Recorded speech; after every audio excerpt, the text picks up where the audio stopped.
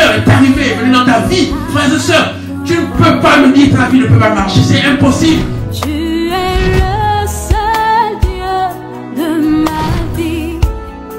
Jésus, je n'ai pas d'autre Dieu à part toi. Tu es le seul Dieu de ma vie. Je m'abandonne à toi, à ta volonté. Saint-Esprit de Dieu, viens maintenant, envahis ce lieu, envahis Esprit Saint, toutes les maisons, toutes les voitures, toutes les chambres, tous les bureaux, tous les hôpitaux, ou partout où il y a le son de ma voix maintenant, qu'il soit ta propre voix, qu'il soit ton son, qu'il soit ton cri. Saint-Esprit, je te prie vraiment maintenant aussi de saisir mes pensées, mes gestes. Je te prie vraiment de purifier aussi mes pensées, purifier mes paroles. Empêche que ceux qui ne doivent pas sortir de ma bouche ne sortent pas. Rien que ceux que Esprit Saint a prévu que je puisse dire sortent de ma bouche. Afin que le maximum de personnes soient impactées, touchées, transformées, restaurées, libérées, guéries. Cher Saint-Esprit, je te prie, prends le contrôle maintenant. Et je te prie vraiment de rendre visible, palpable la présence de Jésus dans nos vies, dans nos cœurs, car il a dit dans Matthieu 28, 20, je serai avec vous jusqu'à la fin des temps. Il est Emmanuel, Dieu avec nous. Il est Yahvé Shammah, le Seigneur est là présent. Alors je te prie, Esprit Saint, de rendre palpable, concrète, cette présence qui fait du bien. Que s'il y a quelqu'un qui est malade, qu'il soit guéri au nom de Jésus. S'il y a quelqu'un qui passe des moments difficiles, qu'il soit consolé, restauré, protégé. S'il y a quelqu'un qui est enclin à des difficultés, qu'il soit soutenu, qu'il soit défendu. Oh cher Saint-Esprit de Dieu, accorde maintenant nos cœurs. Accorde ces paroles aux oreilles, au cœur de chacun. Et viens répandre l'amour de Dieu le Père dans nos cœurs. Bénis puissamment, Esprit Saint, ce ministère, cet enseignement, qu'il soit une libération de puissance. Oh cher Saint-Esprit, je te prie.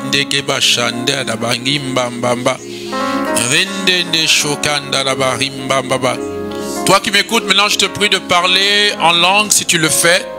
Je te prie maintenant d'élever la voix, d'inviter l'Esprit Saint, d'inviter cette présence de Dieu, d'inviter cette gloire de Dieu, d'inviter cette puissance de Dieu là où tu es. Oui, accordons-nous, mettons-nous maintenant, façon que nous puissions être un.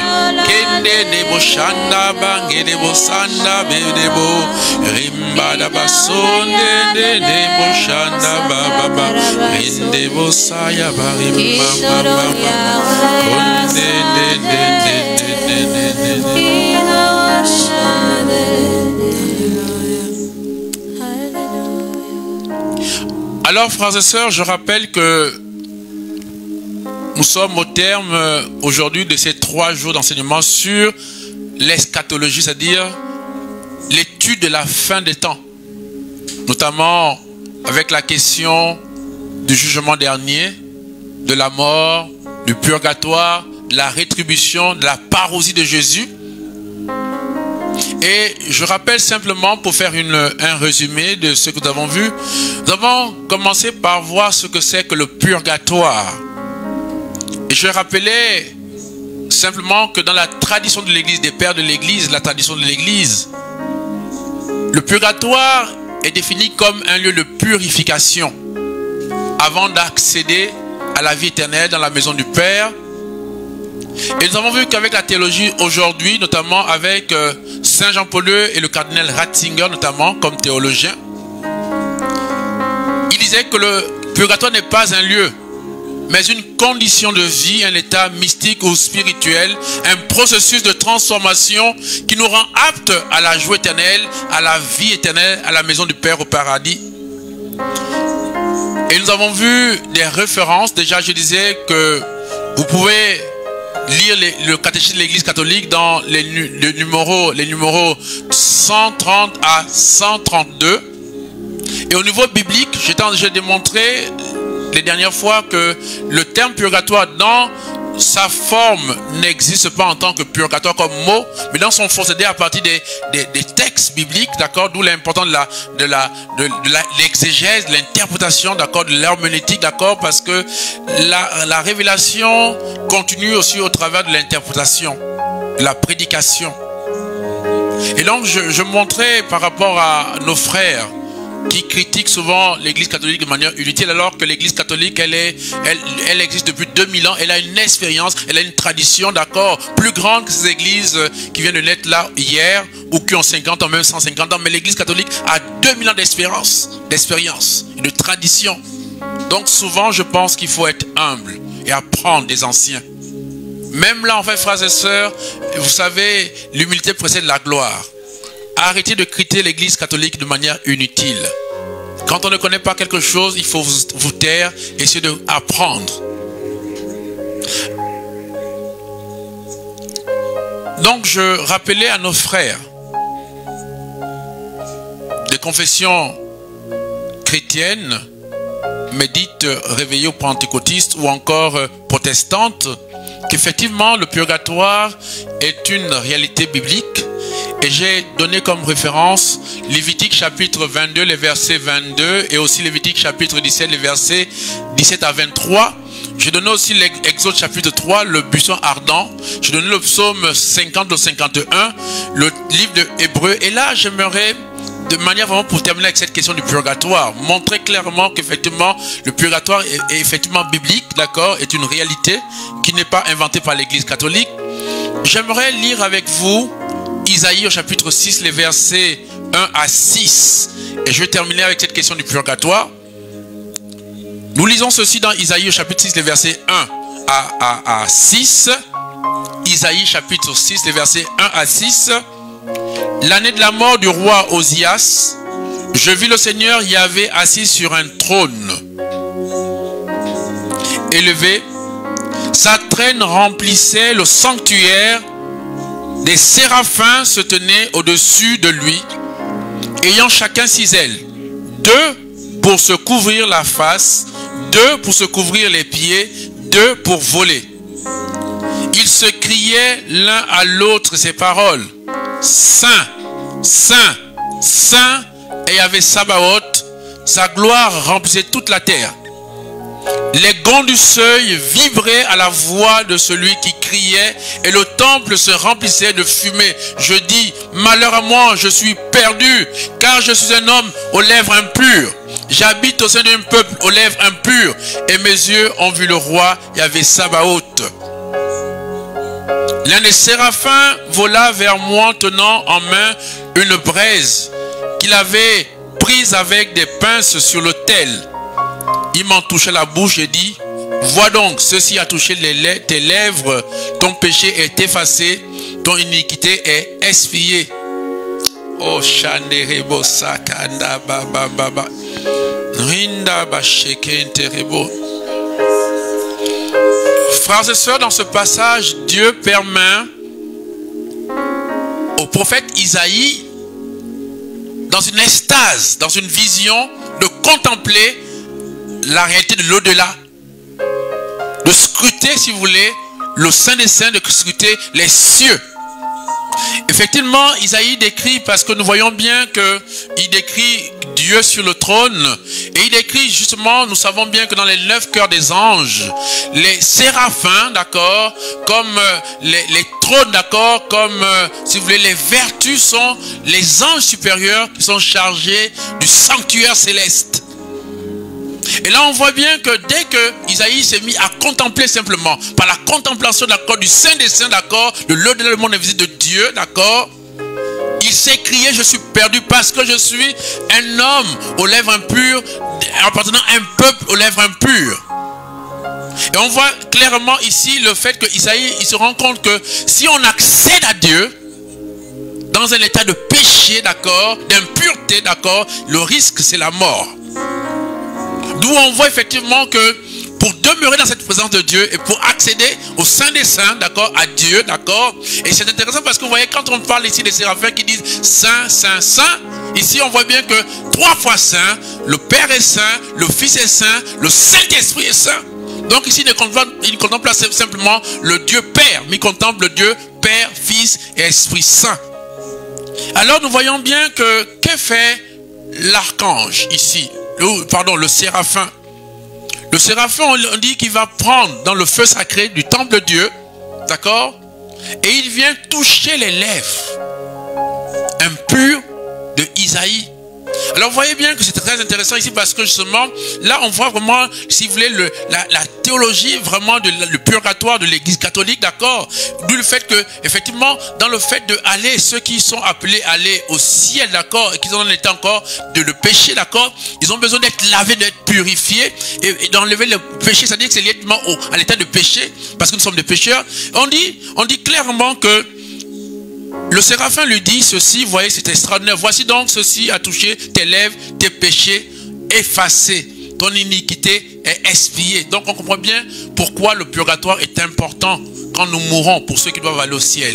Pas pour ceux qui sont en enfer, comme je l'ai rappelé, parce que ceux qui sont condamnés, on ne peut plus prier pour eux, parce que le purgatoire ou le ciel n'est pas une continuité de la terre. Parce que ceux qui sont morts ne peuvent plus prier pour eux-mêmes. Et donc ceux qui sont damnés, on ne peut plus prier pour eux parce que nos choix, nos actes et nos choix, nos paroles, ce que nous faisons sur la terre est irréversible. Parce que ça a des conséquences, d'accord, plus tard, pour la vie éternelle. Et donc on voit effectivement ici de manière claire, et je pense que si quelqu'un a un minimum d'honnêteté, d'accord, il peut reconnaître ici là, effectivement, que dans ce texte, on voit bien que le fait que l'ange purifie d'abord les lèvres de Isaïe, on voit bien qu'on a besoin, avant d'entrer dans la maison de Dieu, avant d'aller dans le Saint des Saints, avant d'accéder à la joie éternelle, on a besoin d'être purifié. C'est pour cela que je voudrais vraiment donner ce dernier texte comme référence, vraiment, à moins qu'on soit vraiment de mauvaise foi. Mais on peut ici reconnaître effectivement que le purgatoire est une réalité. Les textes en parlent. Même si le monde n'existe pas au niveau biblique, mais c'est une réalité. Alors, après cela, nous avons vu, frères et sœurs, la question de l'enfer. Et nous avons vu que l'enfer existe. Et l'enfer est aussi une réalité. Nous avons lu dans Apocalypse chapitre 20, le verset 10, d'abord, où il est dit « Alors le diable, leur séducteur, fut jeté dans les temps de soufre, embrasé, y joignant la bête et le faux prophète, et leur supplice durera jour et nuit pour les siècles des siècles. » Et dans Apocalypse chapitre 21, verset 8, c'est très précis encore, où on dit ceci, mais les lâches, les renégats, les dépravés, les assassins, les impurs, les sorciers, les idolâtres, bref, tous les hommes de mensonges et leur lot se trouvent dans les temps brûlants de feu et de soufre, c'est la seconde mort. Donc on voit bien ici que après la première mort, qui est lorsque nous mourons de manière physique, que l'âme se détache du corps pour être jugé. On voit bien qu'après le jugement, il y a évidemment pour ceux qui sont condamnés, il y a la seconde mort qui est l'enfer. Donc effectivement, l'enfer est une mort. C'est vraiment c'est vraiment où on est séparé totalement de Dieu, de manière définitive. Et là, c'est irréversible. Et ce qui est intéressant, vous voyez bien que tous les textes en parlent parce que, et on précise, frères et sœurs, que c'est un étang de feu. Donc de feu, on parle du feu ici aussi. Pas un feu comme pour le purgatoire qui est un feu d'amour, un feu de purification. Là, c'est un feu de punition, de malheur, de souffrance pour l'éternité. Alors, frères et sœurs, vraiment réfléchissons aux actes que nous posons sur la terre. Chaque parole, chaque acte que nous posons, frères et sœurs, et c'est là où je parlais de la rétribution. C'est-à-dire que les actes que nous posons, nous seront jugés en fonction de nos actes. Et donc, c'est pour ça que je disais que le karma n'est pas un terme chrétien. Pourquoi? Parce que le karma fait allusion à la réincarnation. C'est-à-dire que les actes que je pose aujourd'hui auront des conséquences sur ma prochaine réincarnation. C'est un terme au niveau, si vous voulez, de l'hindouisme et du bouddhisme. Et j'ai montré que dans Hébreux 9, 27, il est dit que l'homme va mourir, c'est-à-dire la mort physique, d'accord, physique de l'homme. La première mort, ce sera une seule fois. Donc il n'y a pas, si vous voulez, comme pour l'hindouisme ou le bouddhisme, où on va se réincarner, on va mourir plusieurs fois. Non, on meurt qu'une seule fois. Hébreux, d'accord, 9, 27.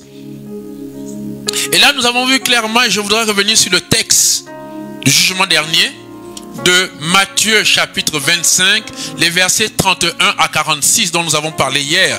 Et je voudrais revenir rapidement sur ce texte pour voir de manière claire que là aussi, le jugement dernier, la parousie, d'accord, n'est pas une invention. Où il est dit, frères et sœurs, dans Matthieu chapitre 25, les versets 31 à 46, il est dit, quand le Fils de l'homme viendra dans sa gloire, escorté de tous les anges, il prendra place sur son trône de gloire. Ici, c'est ce qu'on appelle la parousie, c'est-à-dire que la venue finale, d'accord, à la fin de tout, le Christ reviendra. C'est-à-dire que le retour de Christ, d'accord, en pleine gloire, en pleine majesté, dans sa toute puissance, dans sa toute gloire. Et après, on voit qu'il est dit, frères et sœurs, que je vais aller directement dans, si vous voulez, après je vais faire suite, ensuite j'irai rapidement quasiment au verset 44 et suivant. Mais on dit alors, il dit, devant lui seront rassemblés toutes les nations, donc tous les hommes. Il séparera les gens les uns des autres. Tout comme le berger sépare les brebis des boucs, il placera les brebis à sa droite et les boucs à sa gauche.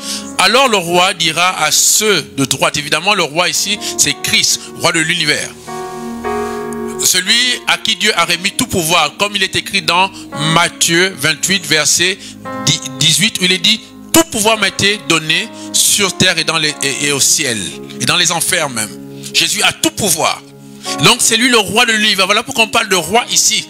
On a célébré le roi de l'univers. C'est lui qui va juger. Dieu lui a remis. Voilà pourquoi dans Actes chapitre 4, verset 12, il est dit que sous ce ciel-là, il n'a pas un autre nom donné aux hommes par lequel nous sommes sauvés que le nom de Jésus-Christ. Philippiens chapitre 2, les versets 5 à 11, notamment les versets 9 à 11, dit que à cause du fait qu'il soit mort, Dieu lui a donné le nom au-dessus de tout nom, afin que au nom de Jésus, tout genou fléchit.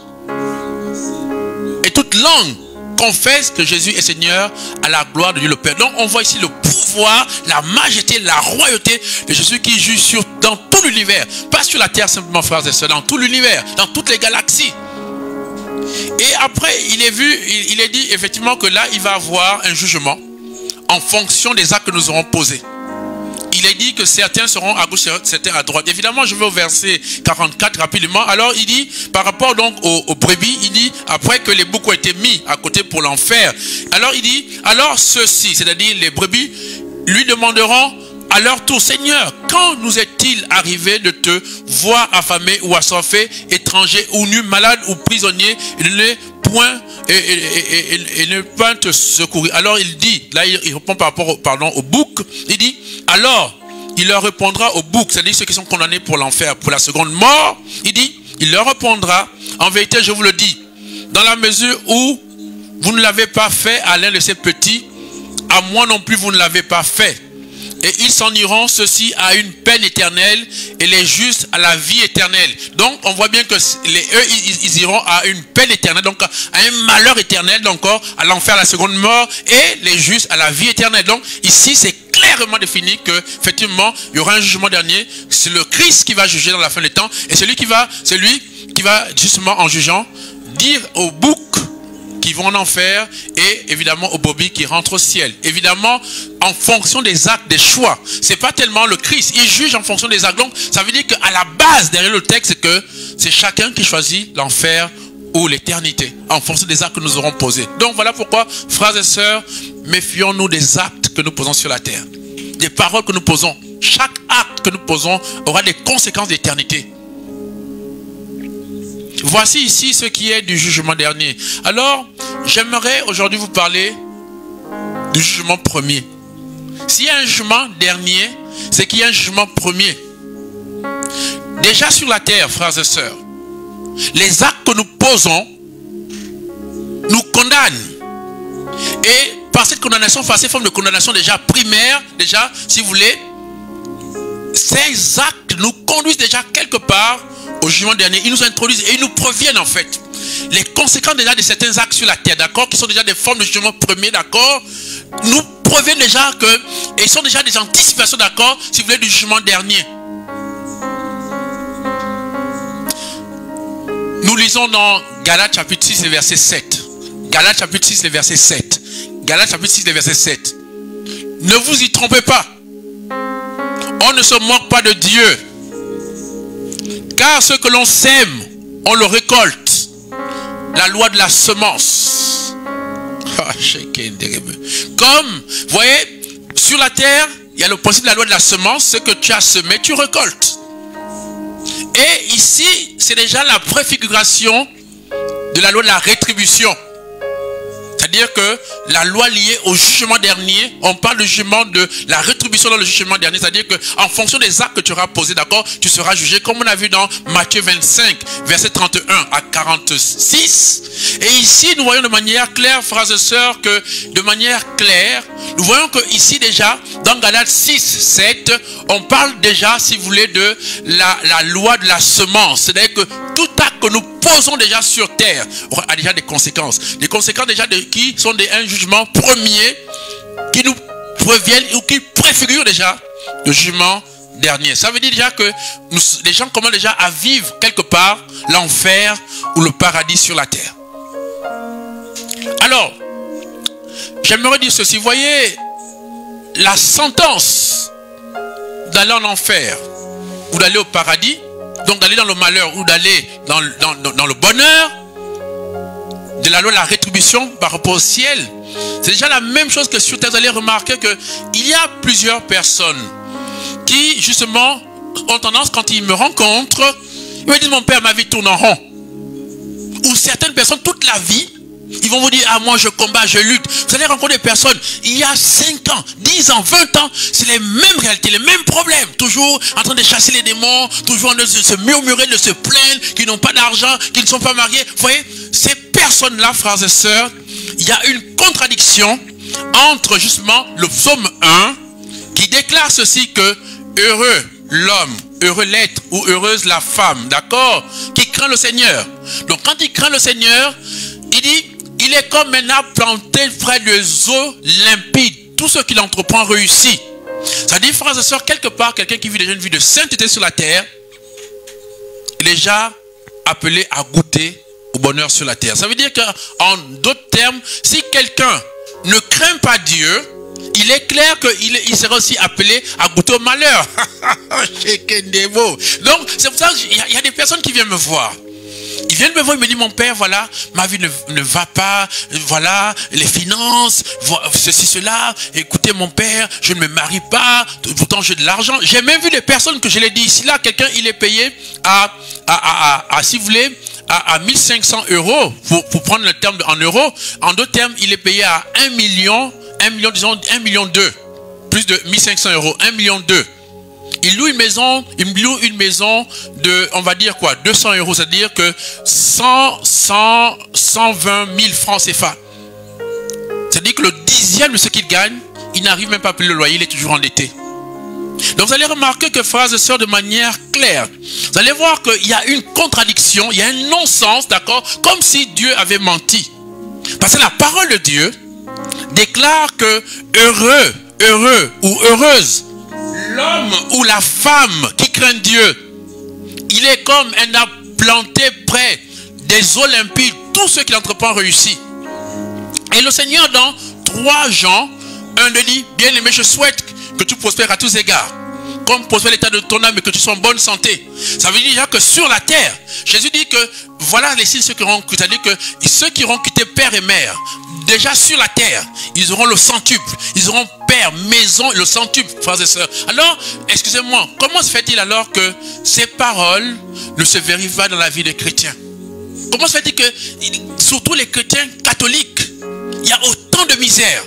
Même des personnes mariées à l'église qui n'arrivent pas à avoir des enfants. Donc, problème de stérilité. Beaucoup de chrétiens. Vous allez voir dans un quartier, les immeubles, ce ne sont pas les chrétiens. Les banques, n'en parlons plus. On voit facilement les banques, d'accord, des Chinois, les banques chinoises, les banques arabes. Mais c'est rare de voir les banques, à part la banque du Vatican. On voit comment les chrétiens, notamment catholiques, sont des crèves-la-faim. Tout le quartier où moi je suis là, les immeubles, c'est la grande majorité, ce sont les chrétiens. La grande majorité aujourd'hui, les personnes que je rencontre, d'accord, dans mon bureau, c'est les problèmes de santé. Et souvent, même sur 10 personnes, il y a au moins 6 personnes qui viennent me demander l'argent. Or, normalement, en principe, c'est les chrétiens, puisque dans le livre de Lévitique, dans les 12 tribus, d'accord, on a dit qu'il y a 11 qui aura une vie normale, et les 11 tribus seront chargés, d'accord, de s'occuper du temple, et des serviteurs. Or, aujourd'hui, maintenant, on voit que c'est le temple qui donne l'argent, d'accord, aux 11 tribus. C'est qu'il y a un problème, frères et sœurs. Il y a un problème. Et le problème est simple.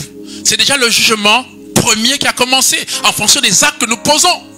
Dieu n'est pas un menteur. Si Dieu a dit que, il a dit que celui qui craint le Seigneur, s'il dit qu'il est convenable, le psaume 126 ou le psaume 127, ça dépend de la traduction, il dit que voilà, heureux l'homme qui craint le Seigneur. Première chose, il a dit à lui le bonheur, à lui le bonheur. Sur la terre, pas au ciel, hein.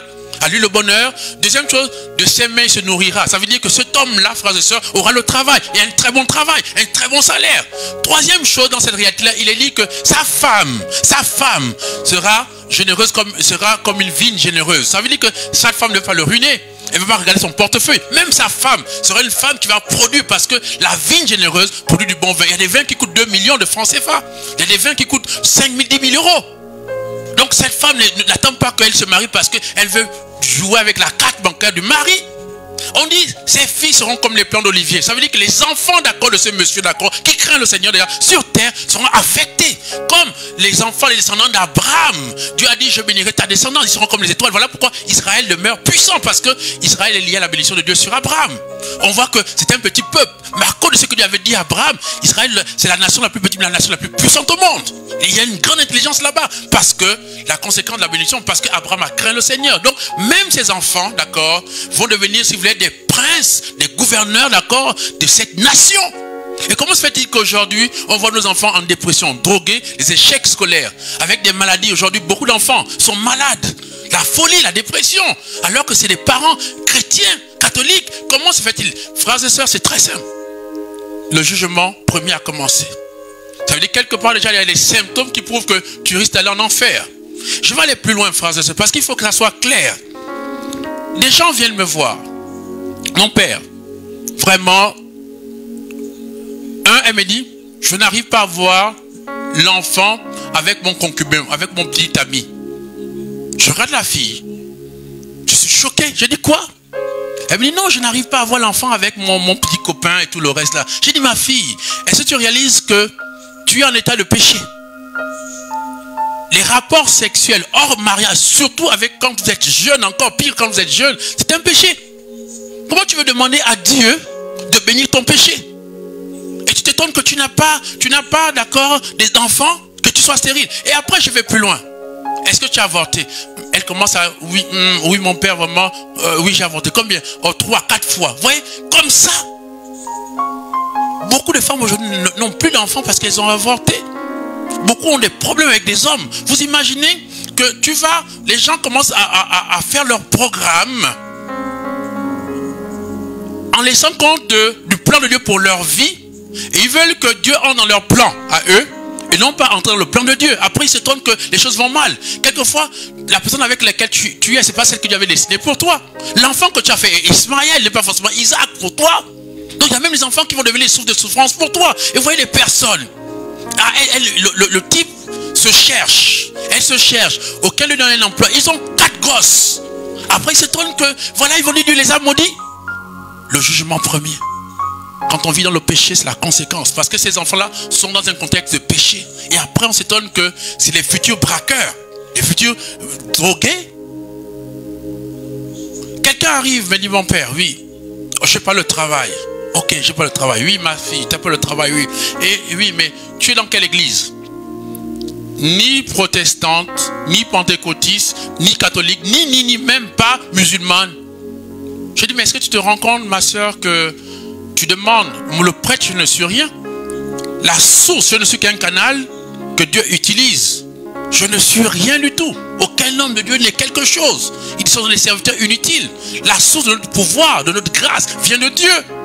Mais ce Dieu-là, que tu ne respectes pas, il a dit que vous sanctifierez le jour du Seigneur. Il y a un jour de Dieu, par respect pour lui. Et après, tu es surpris que ta vie ne marche pas. Comment veux-tu? Je dis, mais je ne suis pas un marabout ou un ganga. Va vas avoir à la limite un ganga ou un marabout. Tu ne crées même pas Dieu. Moi, je suis au service de Dieu. Tu ne vas pas à l'église, d'accord? Et même au niveau de la communion de la communauté, les gens ici sont là. Et les gens, je suis là, c'est parce qu'il y a des gens qui donnent leur argent, qui entretiennent l'église, etc., qui donnent les moyens, d'accord, qui nettoient l'église. Toi, non, pétard, vénard à la maison, tu dis non, moi, je ne vais pas à l'église, je reste à la maison. Oh, ok, si tu arrives des problèmes, si tu es malade, reste à la maison, tant mieux, ne viens pas à l'église. Reste dans ton péché. Alors pourquoi alors tu vas venir à l'église? Vous voyez, le problème c'est que les gens ne se rendent pas compte que quand ils parlent que ma vie ne marche pas, mais ils ne se remettent pas en question, frères et sœurs. Le jugement premier a commencé pour les gens, la semence, ce que tu sèmes, tu récoltes. La loi de la semence, frères et sœurs. Le salaire du péché, c'est la mort. Il n'y a pas que la mort physique, frères et sœurs.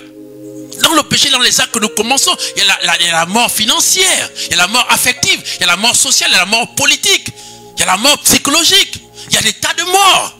Tous ces morts que nous avons aujourd'hui là, toutes ces choses qui ne vivent plus en nous, qui sont sources de souffrance, la mort de la santé, frères et sœurs, mais c'est lié au péché. Le salaire du péché, c'est la mort. Parce que la mort, quand l'âme va se séparer, non, ni la mort éternelle, c'est déjà la conséquence, frères et sœurs. Ne soyez pas dupes.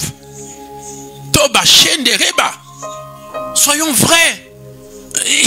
Excusez-moi, Galates 6, ça dit, ne vous y trompez pas. On ne se moque pas de Dieu. Les gens qui disent la dîme n'existe plus. Les gens disent oui, la dîme n'existe plus, etc. Ok, d'accord. Mais Dieu dit dans le Lévitique que vous allez enlever le 10e. Pourquoi? Pour à travers le 10e de ce qu'on reconnaît, c'est la reconnaissance que tout nous vient de Dieu. Et c'est l'action de grâce. Et c'est dit par le Seigneur. Ah, tu t'étonnes après que non, tu ne fais rien avec ton argent, tu as comme les mêmes percées. Mais est-ce que tu respectes les principes spirituels de l'argent? Non. Il y a des gens pour qui j'ai prié qui n'étaient plus rien. Je me souviens de quelqu'un particulièrement qui était DG quelque part. On lui a dit, écoute, si on te sodomise, tu vas avoir le poste, on va te mettre là comme DG. Ils l'ont sodomisé. Le ministre l'a sodomisé avec ses conseillers, ils ont sodomisé le monsieur pendant tout un week-end. Et quand le conseil est arrivé, on l'a changé comme directeur. Il est rentré en dépression. Ce même orgueilleux-là, qui en premier disait à sa femme, tu vas foutre quoi à l'église? Tu vas foutre quoi à l'église? Les prêtres sont des menteurs et tout le reste là. Tu vas faire. C'est la même personne, frères et sœurs, quand il est tombé dans la déchéance, que les fameux frères en question, les fratesses, d'accord, les couples, quand ils l'ont abandonné, il est venu à l'église. Comme on voit beaucoup de personnes, d'accord, qui critiquent, qui disent les enfants, les parents, les enfants ne doivent pas aller à l'église. Ils combattent l'église, ils combattent les prêtres, ils critiquent, ils dénigrent. Les mêmes personnes, quand ils ont le cancer, ils reviennent à l'église. Et après, ils sont surpris. Cette personne-là, j'ai prié pour elle. Lorsqu'on a prié, elle est revenue à l'église. J'ai prié pour cette personne-là. Elle a eu un travail où elle gagnait 5 fois plus qu'avant. Elle n'est même jamais, comme pour les 10 lépreux, même pas comme le 10e lépreux venir rendre grâce à Dieu. Jamais. Et la femme qui l'a amené à l'église, elle a recommencé à la maltraiter. À recommencer avec les copines, à faire la java. Tout le temps qu'il a mis là. Évidemment, il y a une fin à toute chose. Il n'a rien foutu. À la fin, il est retombé dans la déchéance. Il vient me voir pour dire, mon père, j'ai dit, dégage. Je l'ai chassé. Excusez-moi. Dieu est miséricordieux, certes. Mais il faut que nous apprenions aussi, par la charité chrétienne, à dire les gens la vérité. Il faut arrêter, on ne se moque pas de Dieu, ni des prêtres. Chacun va assumer ses actes déjà sur la terre. Donc ne vous étonnez pas après, je vois certaines personnes qui n'ont pas appris à l'école. Elles n'ont pas appris à l'école. D'accord? C'est les mêmes familles. D'accord? On a été élevés tous. On a mangé tous la même nourriture. Les feuilles de manioc. On a mangé le niemboué. On a mangé le dika. Les mêmes plats, le riz, le poulet. Tout ce qu'on a mangé. La même maison. D'accord? Il y a un qui a étudié. Il a réussi. D'accord? L'autre qui n'a pas étudié. Il a échoué. Il est malheureux. Il n'a pas de travail. Ou encore, il a un travail minable. Il dit oui, voilà. L'autre l'a volé les chances. Mais c'est de la sorcellerie. C'est de la sorcellerie. L'autre, il a payé le prix. Il a travaillé les nuits blanches à bachoter, à faire le bac, la licence, le doctorat. Tu t'étonnes qu'il réussisse, c'est normal. La loi, frère, la semence, il a semé, il récolte déjà. C'est juste pour lui qu'il soit béni. Mais arrêtons les bêtises, frères et sœurs. Et donc vous voyez que quand on parle de jugement, au niveau, c'est frères et sœurs de Dieu, mais c'est déjà aussi le jugement premier. Donc quand les gens ont l'habitude de dire que oui voilà, ma vie ne marche pas, c'est normal que ta vie ne marche pas. j'ai toujours dit aux gens, voyez, et c'est un exemple encore que je rappelle. Le malheur, l'enfer qui est un malheur, c'est lié à l'absence de Dieu, c'est-à-dire Dieu ne sera plus avec eux. C'est horrible quand Dieu n'est plus avec les gens. Et chaque fois que l'homme se soustrait de Dieu, veut vivre parce que je suis libre de faire de mon corps comme je veux, je suis libre de mariage pour tous. Frères et sœurs, ne soyez pas étonnés que même la nature se révolte. Qu'il y ait des tremblements de terre partout, qu'il y ait des guerres, des épidémies, qu'il y ait ça et là, l'Ebola, etc. Mais frères et sœurs, quand on a mis l'abomination, parce qu'il y a le péché individuel, il y a le péché de la nation, et le péché du monde.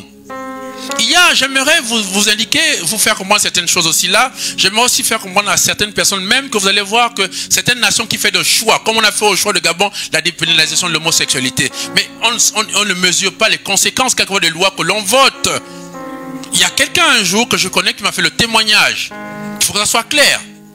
Parce que quand ce péché, c'est péché, frères et sœurs, excusez-moi, quand tu fais caca, mais si tu mets le vernis sur le caca, c'est le caca.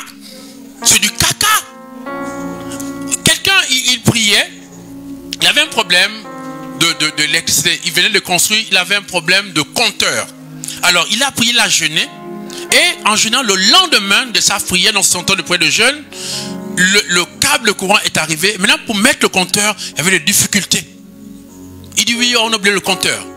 Ça a duré une semaine. Quasiment un mois. Et une semaine après, il me dit, mais je ne comprends pas. Il a même voulu un moment, la personne en question a voulu même se corrompre. C'est-à-dire qu'elle a acheté comme les gens font parce qu'il y a un système de corruption. C'est-à-dire que quelquefois, on crée un besoin alors qu'il n'y a pas de besoin, d'accord? Commençons avec l'huile.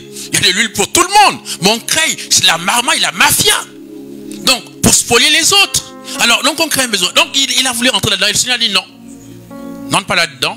Il a dit, écoute, tu vas jeûner et prier maintenant, plus pour toi, parce que toi, à cause des péchés qui étaient liés à toi, tes propres conséquences, tes propres actes, d'accord, tu as jeûné, tu as fait pénitence, le câble courant est arrivé. Mais le compteur qui n'est pas arrivé, c'est lié, d'accord, au péché structurel, c'est-à-dire la nation. Vous avez une nation qui est corrompue, qui est dans le mal.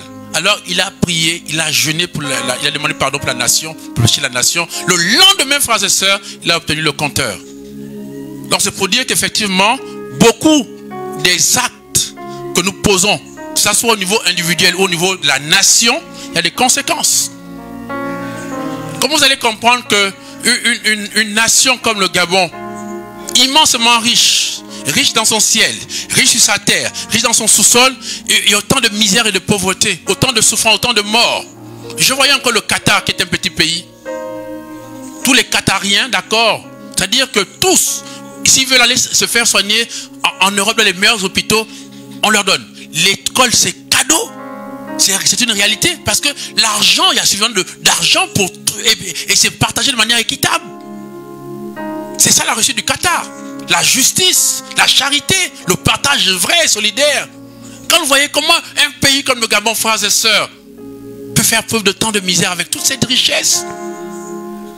Le péché. Les conséquences. En plus, certaines personnes estiment que du moment où vous allez dire la vérité, vous êtes un opposant. Mais non, arrêtez, frères et sœurs. Arrêtez. Quand c'est vert, c'est vert. Vous pouvez demander à quelqu'un que c'est vert, vous dites que c'est bleu. Non. Quand quelqu'un fait bien, on dit c'est bien. Quand c'est mal, c'est mal. On ne peut pas dire que c'est mal lorsque c'est bien et que c'est bien quand c'est mal, frères et sœurs. C'est pas parce que quelqu'un dit la vérité qu'il est opposant. On n'est opposant à personne. Dieu ne fait assertion de personne. Nous sommes tous des êtres humains. Mais quand un frère, ça ne va pas, dites-lui la vérité. Arrêtez de faire semblant que les choses vont bien alors que ça ne va pas mal. C'est pas de l'opposition. C'est une question de justice et de vérité qui nous rend libres et qui permet aux nations d'avancer. Donc vous allez voir que il y a vraiment, et même l'Afrique, quand nous voyons l'Afrique, comment c'est possible que l'Afrique est le continent le plus riche, puissamment riche, immensement riche, et c'est le continent le plus pauvre au monde? Regardez les problèmes en Afrique, que ce soit nos chefs d'État ou même les populations, dans quoi nous sommes trempés. Vous imaginez? Et donc, il y a déjà, frères et sœurs, un jugement. Quand ta vie ne marche pas, pose-toi la question. Et tu vois, ces signes-là, quand ça ne marche pas, c'est déjà le signe que, fais attention, tu es déjà sur la voie de l'enfer. C'est-à-dire que tu es déjà sur la voie de la seconde mort. Donc je voulais parler, frères et sœurs, de manière claire de ce jugement premier. J'aimerais maintenant terminer en abordant la question de la mort. J'aimerais revenir sur la mort, et notamment lié à la mort, la première mort. Pas l'enfer, la première mort, la mort physique. La mort fait beaucoup de ravages.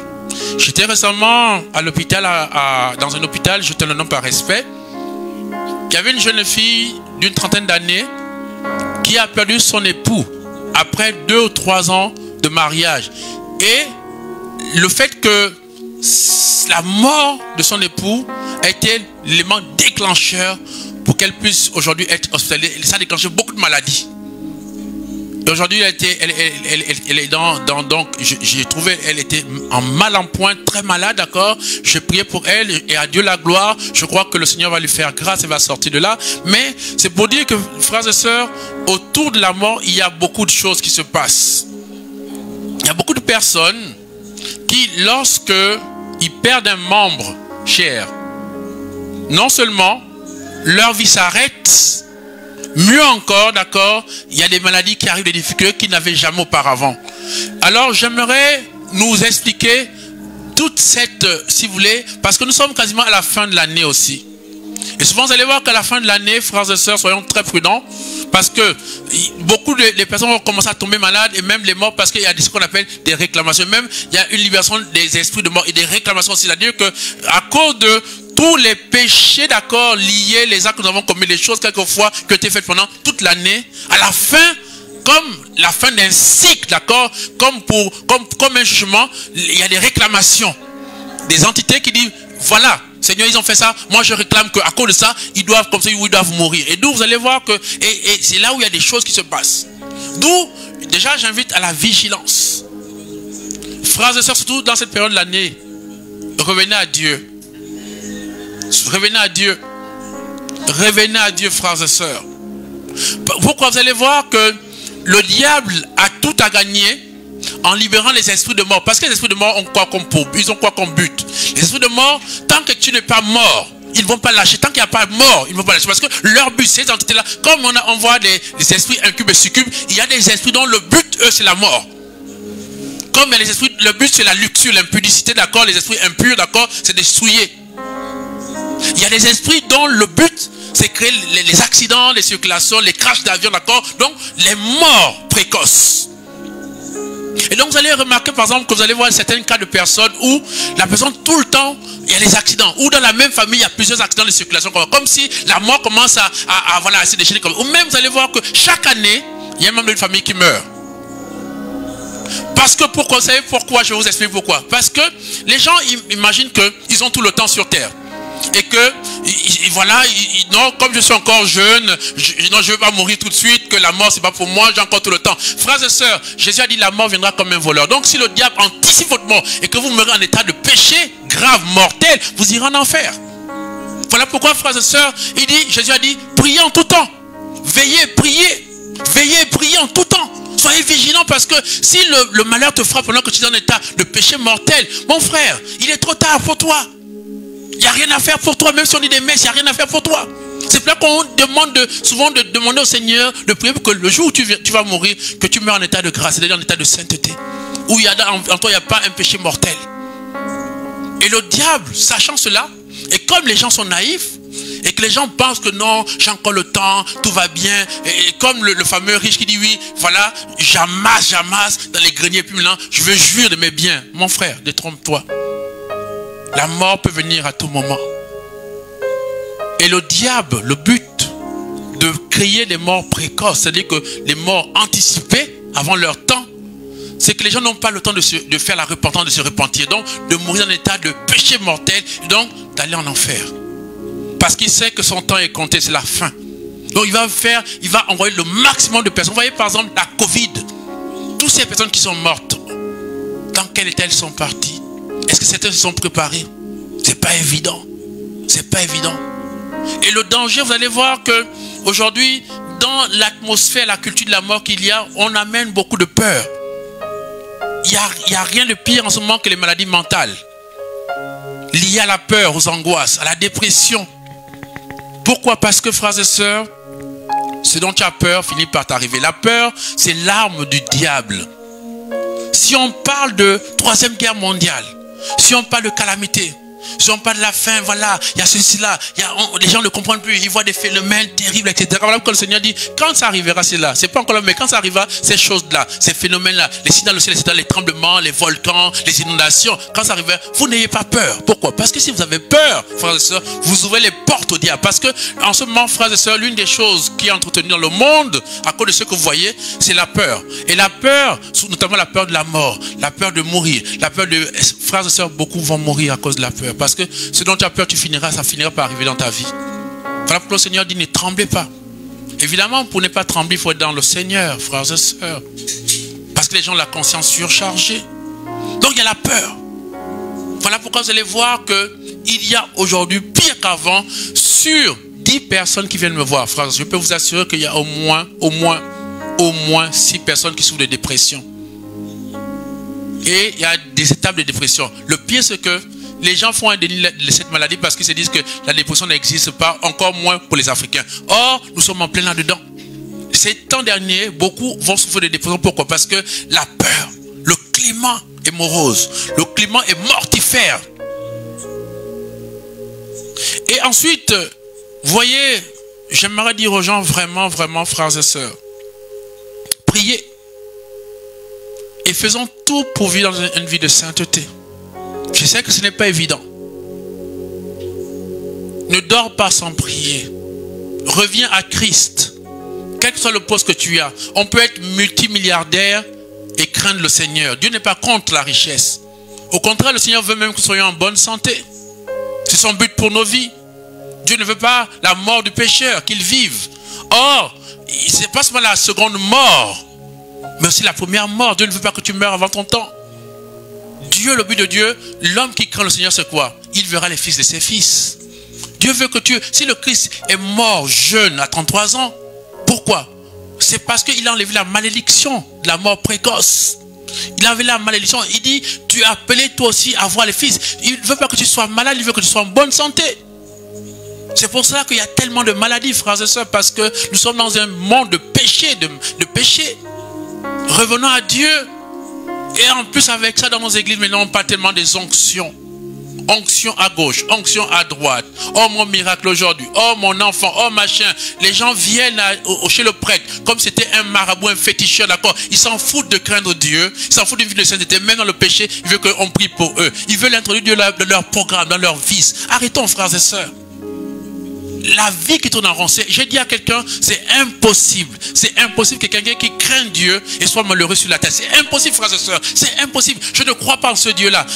Qu'il y ait des épreuves, je comprends. Que l'on porte de croix, je comprends, c'est normal. Il n'y a pas de vie humaine sans épreuve. Mais que nous soyons toute la vie misérables, tout le temps, dans la maladie, si vous voulez, dans les problèmes à tous égards. Frères et sœurs, arrêtons. Il y a aussi la vie dans la grâce. Dieu veut dans ce temps-là qu'il y ait des mannequins. Des gens sur qui on peut voir sur leur vie la grâce se manifester, la gloire se manifester, la puissance se manifester. Parce qu'il est Dieu. J'ai dit aux gens, mais comment se fait-il qu'aujourd'hui même, vous voyez, c'est même terrible. Lorsque quelqu'un a un ministère, c'est-à-dire qu'il a un don où il réussit, mais de manière honnête, dans une vie de la crainte de Dieu et que Dieu l'élève, non, c'est Satan. C'est sûr qu'il est dans les groupes ésotériques, c'est sûr qu'il est ceci, c'est sûr qu'il est ceci. Non, frères et sœurs, comme si Dieu était un petit Dieu, Dieu est un grand Dieu. Ce que vous voyez là, normalement, il a dit, soyez féconds, multipliez, régnez, dominez la terre. Normalement, la domination de ce monde, frères et sœurs, c'est d'abord pour nous, Pourquoi les hommes iniques dirigent ce monde-là? C'est simple, ils nous volent, pourquoi? Parce que, comme Adam et Ève, il dit, cela m'a été remis, il a volé, parce que quand on a chassé Adam et Ève d'Éden, le serpent est resté à Éden, il a pris tout ce qui leur appartenait, il les a spoliés parce que c'était un voleur. Ils volent ta santé, ils volent tes biens, ils volent ta prospérité, ils volent ta promotion, ils volent ta vie sur la terre, ils volent, c'est un voleur, ils te dépouillent. Nous sommes spoliés à cause du péché, frères et sœurs. Et si les gens reviennent à Dieu de tout leur cœur, je vous assure qu'il n'y aura plus des gens uniques. Dieu va mettre des gens qui craignent le Seigneur en pouvoir. Ces gens-là, pourquoi? Parce qu'on dit on a Dieu, mais nous sommes dans le péché. Alors, ça profite à qui? À ces gens-là qui ont fait le choix de Satan. Ils sont dans une logique. Ils ont fait un choix. C'est pour ça que toi encore qui dis tu es dans le Seigneur, plus tu pêches, plus tu renforces le pouvoir unique de ces gens-là. Si des gens revenaient au Seigneur, des hommes politiques revenaient au Seigneur, faire des compromis, frères et sœurs, ce monde changera. C'est possible que ce monde puisse changer. C'est possible qu'il y ait des gens au pouvoir qui craignent Dieu, qui amènent la prospérité. Parce que en marchant avec le Seigneur, la prospérité, frères et sœurs. Regardez comment Israël prospère. Pourquoi? Parce que la bénédiction est attachée à Israël, à cause d'Abraham. Dieu rend les gens qui les craignent prospères, et même leur descendance. Frères et sœurs, Dieu veut déjà même sur terre, par une vie de sainteté, une vie de repentance, que nous soyons heureux. La santé peut revenir, c'est possible. Les choses peuvent changer, tu peux retrouver le travail. Tu peux, toi aujourd'hui qui n'es rien, comme David qui était berger, tu peux devenir président de la République. Mais il faut que tu marches par Dieu. Regardez Joseph, frères et sœurs. Avec tous les problèmes qu'il avait reçus, les épreuves qu'il a vécues, ce qui a duré 13 ans, 17 ans, pardon, parce que ça a commencé à 13 ans, quand il avait 13 ans, il est devenu gouverneur, à 30 ans, donc ça a duré 17 ans. Malgré ça, pourtant il avait été rejeté par ses frères, il aurait pu avoir de la haine, la colère. Il dit, je m'en fous, je gaspille tout. Lorsque la femme de Potiphar lui a proposé de coucher, frères et sœurs, et qu'il a dit, il y aura le secret, le mari ne va pas savoir. De toute façon, il était tout au courant, occupé au palais là-bas avec Pharaon.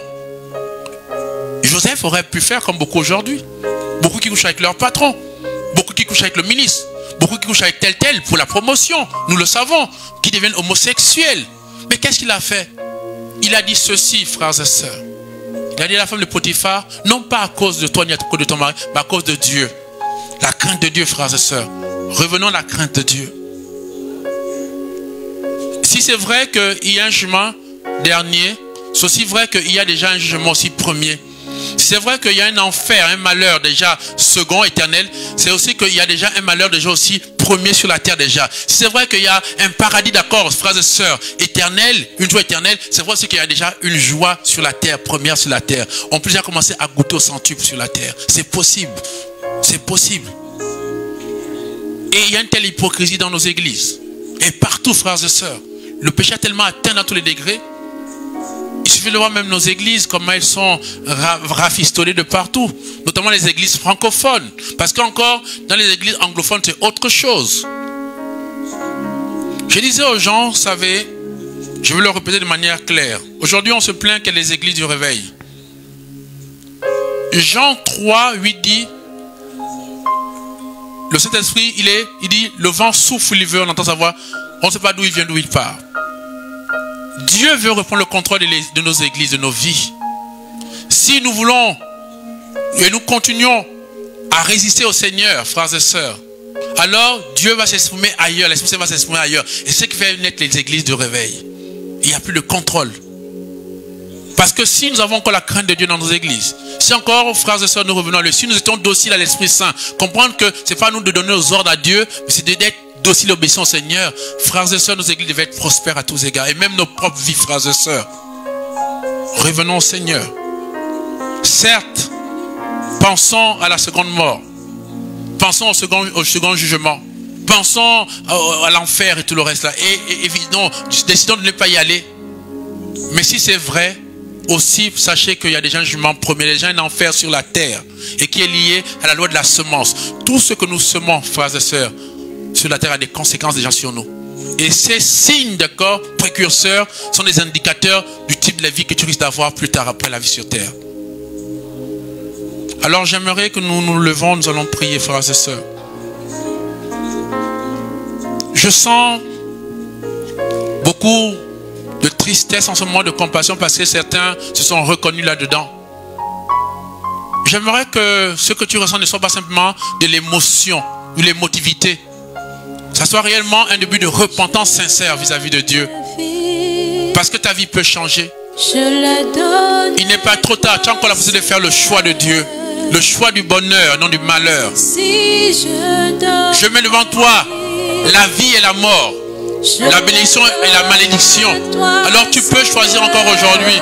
Fais le bon choix aujourd'hui. Le choix de Dieu, quelles que soient les conditions. Et sois patient parce que tu verras que Dieu répondra à tes prières.